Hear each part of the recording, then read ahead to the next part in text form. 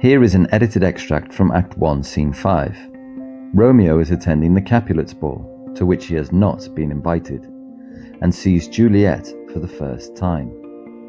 At the start of the play, Romeo is declaring his love for Rosalie. Once he sees Juliet, he forgets all about his love for Rosalie. What lady is that which doth enrich the hand of yonder knight? Oh, she doth teach the torches to burn bright. Did my heart love till now? Forswear its sight, for I ne'er saw true beauty till this night. Come hither, nurse, what is yon gentleman? Go ask his name. If he be married, my grave is like to be my wedding bed.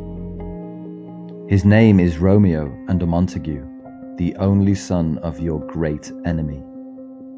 My only love sprung from my only hate, too early seen unknown and known too late.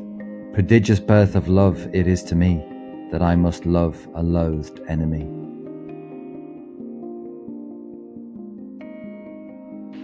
Is there such a thing as love at first sight?